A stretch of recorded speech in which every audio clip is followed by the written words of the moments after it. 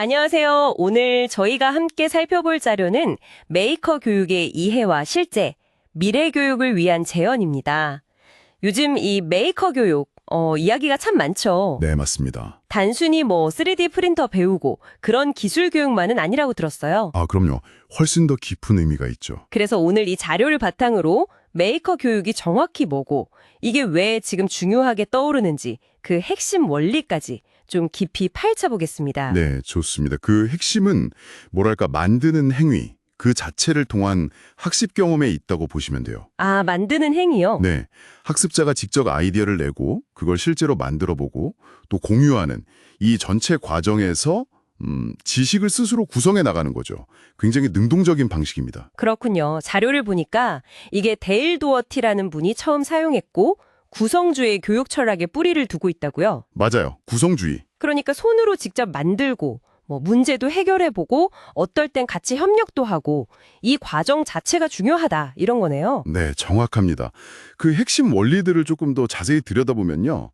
첫째는 이게 철저히 학습자 중심이라는 거예요. 학습자에게 주도권이 있는 거죠. 학습자 중심. 네. 둘째는 과학, 기술, 공학, 예술, 수학 이런 교과 간 경계를 막 넘나들어요.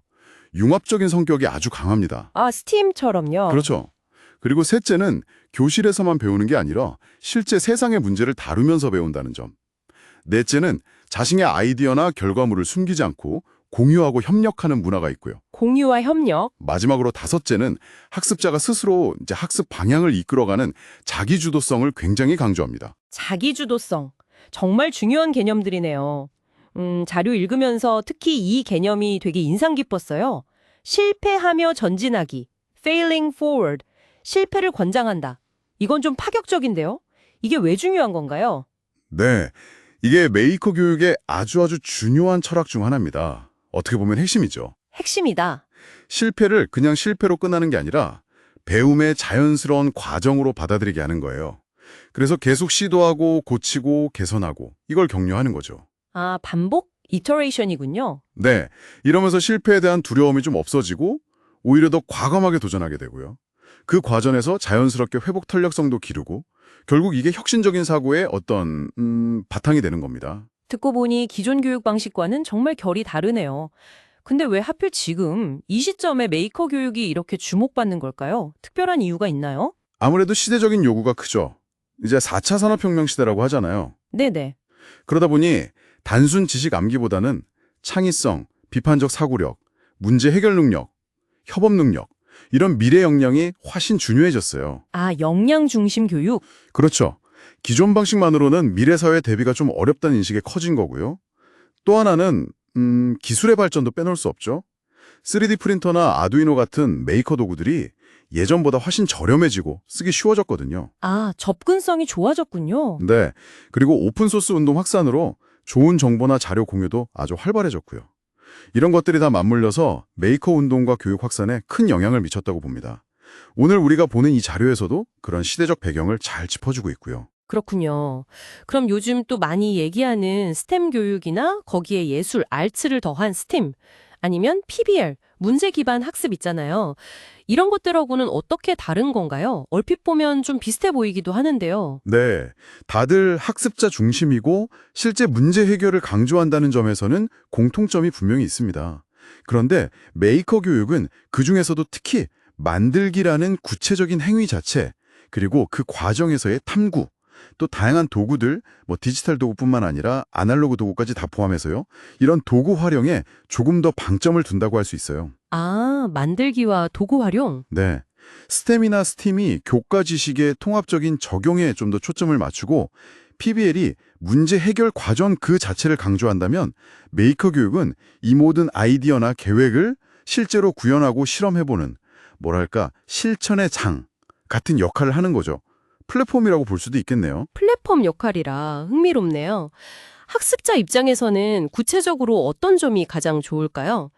창의력이나 문제 해결 능력이 좋아지는 건 당연해 보이는데 혹시 그 외에 또 특별한 장점이 있을까요? 가장 큰 장점은 역시 학습 동기 유발인 것 같아요. 아주 강력하죠. 동기 유발이요? 네. 자기가 진짜 관심 있는 주제를 직접 파고들고 머릿속 아이디어를 눈에 보이는 결과물로 딱 만들어내는 경험. 이게 학습 자체에 대한 즐거움이나 몰입도를 엄청나게 높여주거든요. 와, 내가 이걸 해냈네? 하는 성취감도 크고요. 아, 그쵸. 성취감. 중요하죠. 네. 그런데 이렇게 좋은 점만 있는 건 아닐 것 같아요. 자료에서도 지적하고 있던데 현실적인 어려움도 꽤 있을 것 같은데요. 예를 들면 뭐 메이커 스페이스 같은 공간 만들고 장비 갖추는 비용 문제라던가 아, 네, 맞아요. 비용 문제 크죠. 또 기존 교육 과정이랑 어떻게 연결할지 평가를 어떻게 할지 이런 문제도 있을 것 같고 선생님들 역할도 많이 바뀌어야 할 것 같고요. 네, 정확히 보셨습니다. 그런 점들이 현실적인 도전 과제들이에요. 메이커 스페이스 구축이나 유지 보수에 드는 비용 문제, 또 표준화된 교육 과정이나 평가 방식하고 좀 충돌하는 부분도 있고요. 평가가 어렵겠네요. 과정 중심이니까. 그렇죠. 그리고 교사분들도 이제 새로운 기술이나 교수법에 계속 익숙해져야 하는 부담이 있고 결과물보다는 과정을 어떻게 잘 평가할 것인가 하는 어려움도 분명히 존재합니다. 풀어야 할 숙제들이죠. 그렇군요. 이게 그냥 단순한 유행이 아니라 교육 철학 자체의 어떤 전환을 요구하는 좀 더 근본적인 접근법이네요. 네, 그렇게 볼 수 있습니다. 정리하자면 메이커 교육은 단순히 기술을 배우는 걸 넘어서요. 만드는 과정을 통해서 배우고 성장하고 또 미래 사회에 필요한 핵심 역량을 키우는 아주 능동적이고 경험 중심적인 학습 접근법이라고 할 수 있습니다. 가장 중요한 건 스스로 문제를 발견하고 그걸 해결하려고 노력하는 태도, 바로 메이커 정신, 메이커 마인드셋을 길러주는 데 있다고 생각해요. 메이커 정신, 오늘 메이커 교육에 대해서 정말 깊이 있게 알아봤습니다. 마지막으로 이 메이커 정신에 대해 청취자분들께 한번 질문을 던져보고 싶습니다. 꼭 3D 프린터나 코딩 같은 기술적인 만들기가 아니더라도요.